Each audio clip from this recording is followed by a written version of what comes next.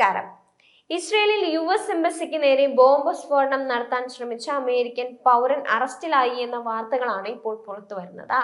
John F Kennedy വിമാനത്താവളത്തിൽ വെച്ചാണ് US German ഇരട്ട പൗരത്വമുള്ളയാളെ FBI അഥവാ federal bureau of investigation arrest ചെയ്തത്.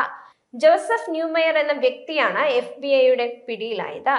ഇസ്രയേലിലെ ടെൽ അവീവിലുള്ള US എംബസി ബ്രാഞ്ച് ഓഫീസിലാണ് ബോംബ് സ്ഫോടനം നടത്താൻ ശ്രമിച്ചത്.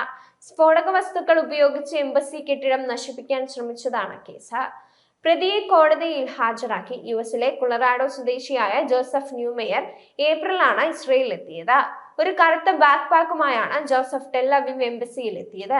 എംബസി ഗാർഡിന്റെ ശ്രദ്ധയിൽപ്പെട്ടതിനെ തുടർന്ന് ബാഗ് ഉപേക്ഷിച്ച് കടന്നു കളഞ്ഞു. തുടർന്ന് ബാഗ് പരിശോധിച്ചപ്പോഴാണ് മോളോട്ടോവ് കോക്ടെയിലുകൾ എന്നറിയപ്പെടുന്ന 3 നൂതന തീപിടുത്ത ഉപകരണങ്ങൾ ബാഗിൽ കണ്ടെത്തിയത്. ആക്രമണത്തിന് എത്തുന്നതിന് മുമ്പ് ജോസഫ് സോഷ്യൽ മീഡിയ പോസ്റ്റിലൂടെ ഭീഷണി സന്ദേശം പോസ്റ്റ് ചെയ്തിരുന്നു. ടെൽ അവീവിലെ എംബസി കത്തിക്കുന്നതിന് എന്നോടൊപ്പം ചേരൂ എന്നായിരുന്നു സന്ദേശം. US പ്രസിഡന്റ് ഡൊണാൾഡ് ട്രംപിന്റെ ജീവന് ഭീഷണി ഉയർത്തുന്ന പോസ്റ്റുകളും നേരത്തെ ജോസഫ് സോഷ്യൽ മീഡിയയിലൂടെ പങ്കുവച്ചിരുന്നു. ഇത്തരം ആക്രമണങ്ങൾ ഒരിക്കലും അനുവദിക്കില്ല, പ്രതിക്കെതിരെ പരമാവധി ശിക്ഷ ഉറപ്പാക്കുമെന്നാണ് അറ്റോർണി ജനറൽ പമേല ബോണ്ടി പറഞ്ഞത്. കുറ്റക്കാരനെന്ന് കണ്ടെത്തിയാൽ ജോസഫ് ന്യൂമെയർക്ക് 5 മുതൽ 20 വർഷം വരെ തടവും $250,000 വരെ പിഴയും ലഭിക്കുമെന്നാണ് കോടതി അറിയിച്ചത്. കഴിഞ്ഞ ദിവസമാണ് വാഷിംഗ്ടണിലെ ജുദ മ്യൂസിയത്തിന് സമീപമുണ്ടായ വെടിവെപ്പിൽ 2 ഇസ്രയേൽ എംബസി ജീവനക്കാർ കൊല്ലപ്പെട്ടിരുന്നത്. അതേസമയം അധിനിവേശ ഗസയിൽ ഇസ്രയേൽ ഏർപ്പെടുത്തിയ സമ്പൂർണ്ണ ഉപരോധം മൂലമുണ്ടായ കടുത്ത പോഷകാഹാരക്കുറവ് മൂലം ഗസ സിറ്റിയിൽ 4 വയസ്സുള്ള കുട്ടി മരിച്ചതായി ഫലസ്തീൻ മാധ്യമങ്ങൾ റിപ്പോർട്ട് ചെയ്തിട്ടുണ്ട്.